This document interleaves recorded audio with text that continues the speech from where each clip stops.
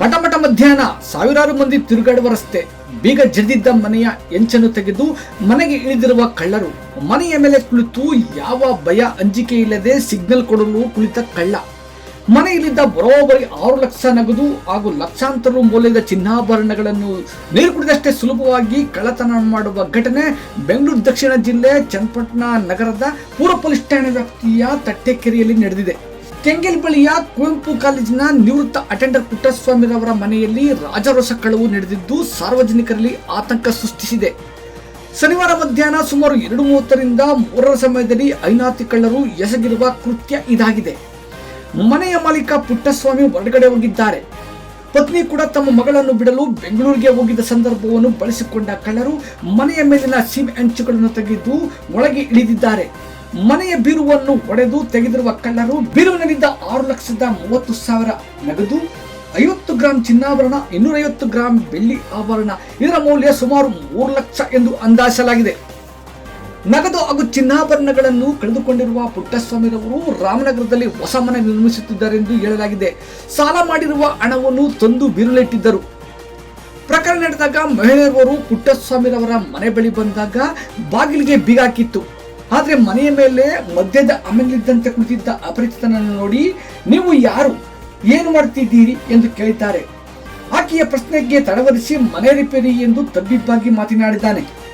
ಮನೆಯಲ್ಲಿ ಯಾರು ಇಲ್ಲದೆ ಯಾವ ಕೆಲಸ ಮಾಡುತ್ತೀರಿ ಎಂದು ಸಂದೇಹ ಬಂದು ಅವರ ಸಂಬಂಧಿಕರಿಗೆ ತಿಳಿಸಲು ಹೋದ ಸಂದರ್ಭದಲ್ಲಿ ಅಲ್ಲಿಂದ ಕಾಲ್ಕಿತ್ತಿದ್ದಾರೆ.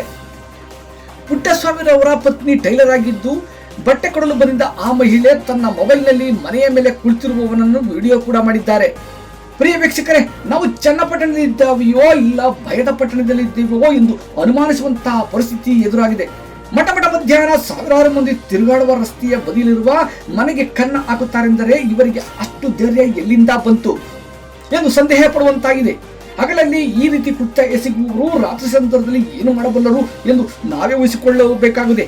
ಪ್ರಕರಣದ ಬಗ್ಗೆ ಪೂರ್ವ ಪೊಲೀಸ್ ಠಾಣೆಯಲ್ಲಿ ದೂರು ದಾಖಲಾಗಿದೆ. ನಗರ ವೃತ್ತ ನಿರೀಕ್ಷಕ ಖಡಕ್ ಸಿಪಿಐ ರವಿಕಿರಣ್ ಹಾಗೂ ಪೂರ್ವ ಪೊಲೀಸ್ ಠಾಣೆಯ PSI ದುರ್ಗಪ್ಪ ಹಾಗೂ ತಂಡ ಕಳ್ಳರ ಬೇಟೆಗೆ ಬಲೆ ಬೀಸಿದ್ದಾರೆ.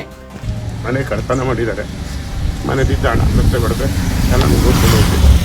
ಹಿಂದ್ಗಡೆ ಬಾಗಿಲು ಹಾಕ್ದಂಗೆ ಐತೆ, ಬೀಗ ಹಾಕ್ದಂಗೆ ಮೇಲ್ಗಡೆ ಸೀಟ್ ಎತ್ಬಿಟ್ಟು ಹೊಡೆದೆ ಮತ್ತು ಹಣ ಎಲ್ಲ ಗುರ್ಕೊಂಡು ಹೋಗ್ತಿದ್ದೆ. ಯಾವತ್ತು ನಡೀತು? ಯಾವಾಗ? ನಿನ್ನೆ ಮಧ್ಯಾಹ್ನ 4 ಗಂಟೆ ಒಳಗಡೆ. ಆಡಾಗ್ಲೇ ಒಂದು 2 ಉಂಗುರ ಮತ್ತೆ 6 ಲಕ್ಷ ರೂಪಾಯಿ ಕ್ಯಾಶ್.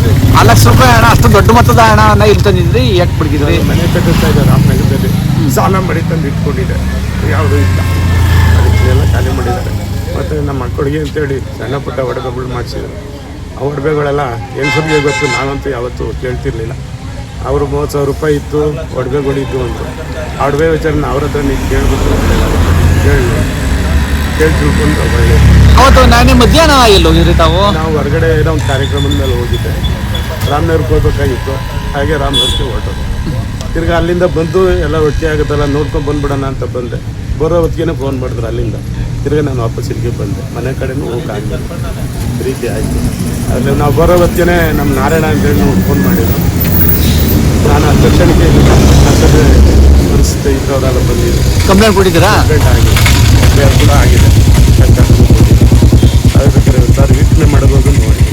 ಅಮ್ಮ, ನೀವು ನಿಮ್ಮ ಎಷ್ಟು ಏನು ಹೋಗಿದೆ ನಿಮ್ಮದು? ತಮ್ಮದು ನಮ್ಮ ಆ್ಯಂಗ್ಲೆಸ್ಗಳು ಹೋಗಿದೆ 3 ಜೊತೆ, ಮತ್ತು 2 ಉಂಗುರ ಹೋಗಿದೆ, ಮತ್ತು ಮಾಟಿ 1 ಜೊತೆ, ಒಂದು ಸಣ್ಣ ಜುಮ್ಕಿ ಅಷ್ಟೇ. ಮೇಲ್ಗಡೆ ಹಾಕಿದ್ದೀರಾ ನೀವು? ಮನೆ ಬಾಕ್ಲಾಕೈತೆ ಅಂತ ಕೇಳವ್ರೆ. ಅವರು ಮನೆ ರೆಡಿ ಮಾಡ್ತಾ ಇದ್ದೀವಿ ಅಂತ ಏನೋ ಅಂದವ್ರೆ.